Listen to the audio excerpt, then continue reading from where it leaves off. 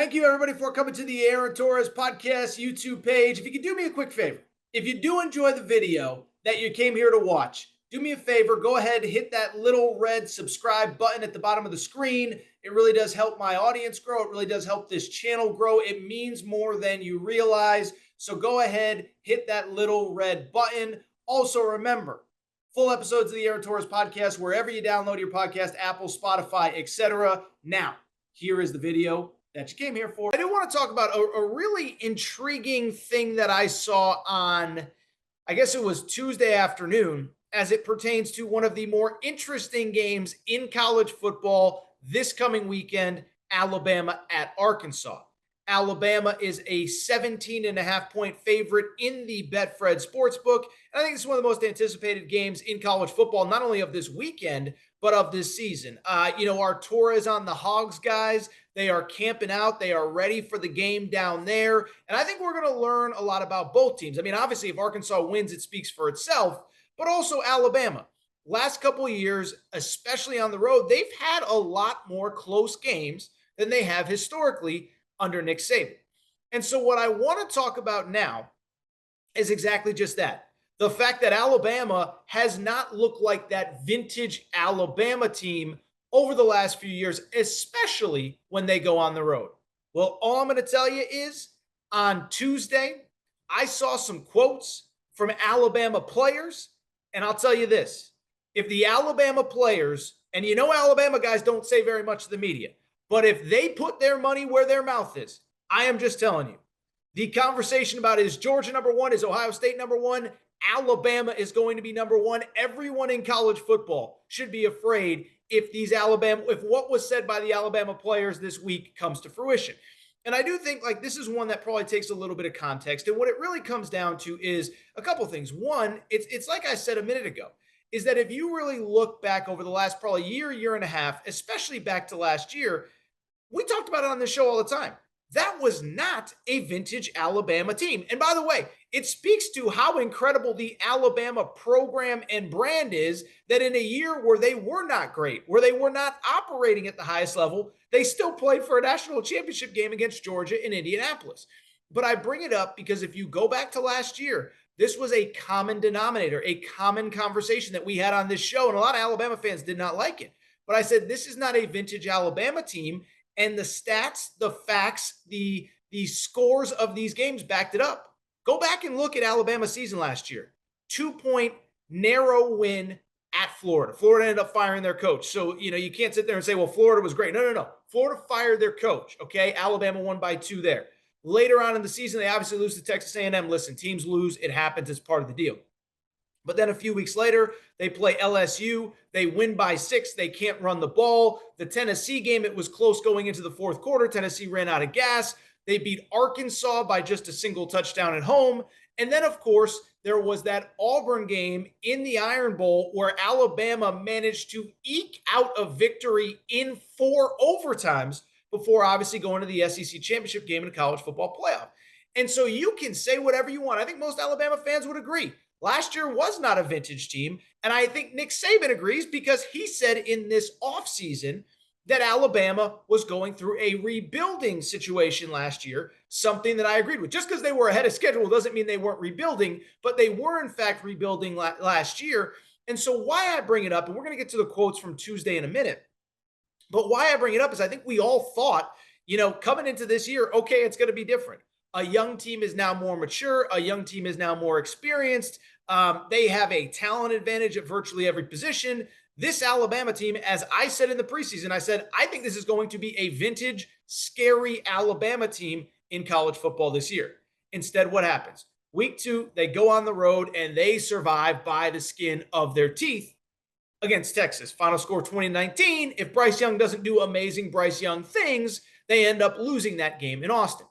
And so to bring it full circle to Tuesday, after that game and going into the Louisiana Monroe game, Nick Saban was furious. Not because the team almost lost, but because he felt like the team was not playing with the edge needed to compete at the highest level. And frankly, the edge needed to win a national championship. Here is what Nick Saban said a few weeks ago about Alabama and their psyche coming into these big games.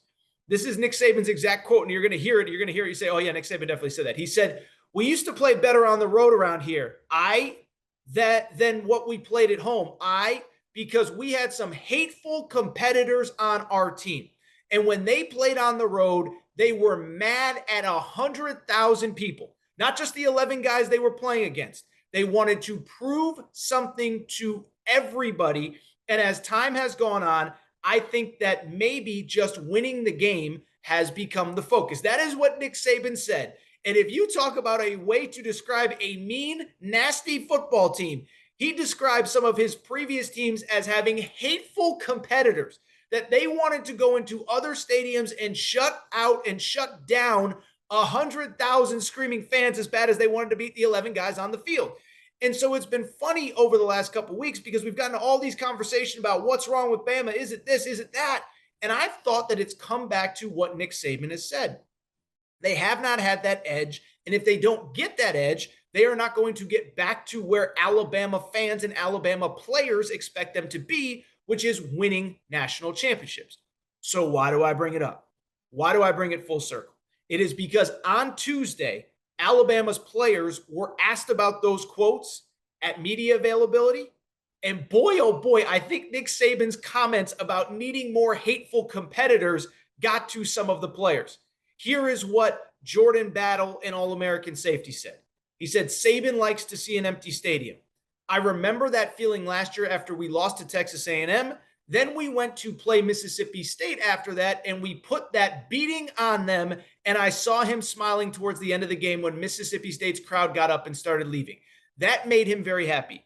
Getting back to that defense and trying to see Coach happy like that, that's what we need to get back to. Henry Toto, All-American linebacker. Here is what he had to say. That's not who we are as Alabama, talking about the Texas game. That's something that we weren't proud to put on film. This week, there was an emphasis on being physical, coming downhill and hitting downhill and playing hard. Coach tells us the story about playing on the road. They hate you when you walk into that stadium. That is the mentality that we have to embrace at Alabama. Finally, Will Anderson, my Heisman Trophy pick in the preseason, that's not looking too good.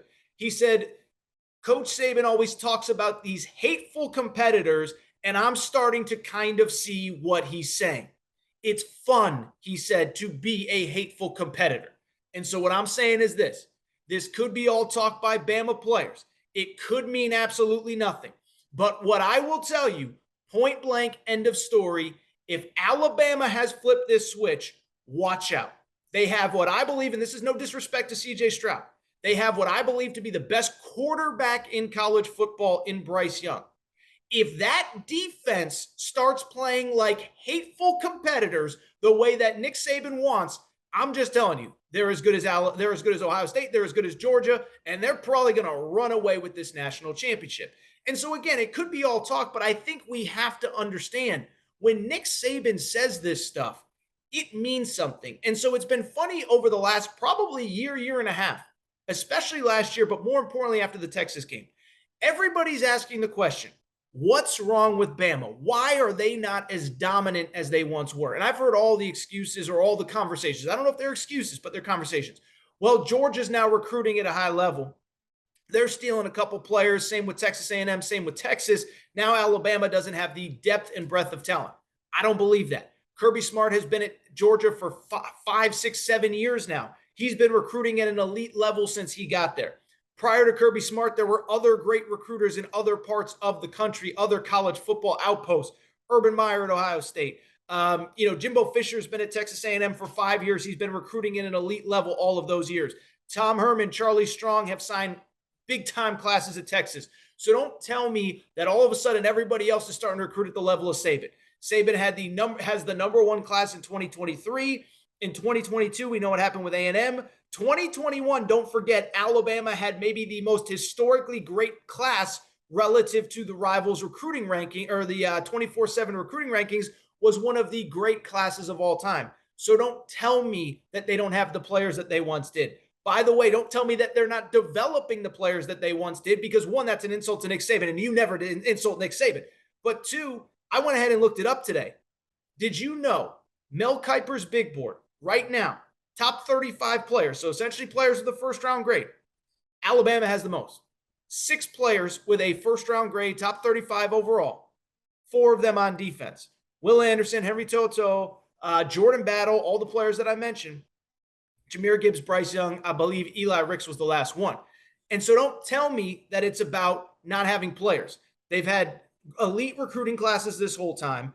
They're developing them. They have the most NFL draft prospects. By the way, top 35, Alabama has 6, Georgia has 4, Clemson has 2, Ohio State has 3. So don't tell me they're not recruiting players.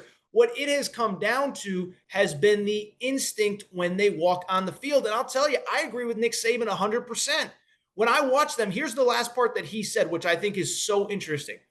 He was talking about his previous teams. He said they wanted to prove something to everybody. And as time has gone on, I think that maybe just winning the game has become the focus. I'm telling you, I watch a ton of college football, and you all do too. I'm not saying I'm any better or worse than any of you.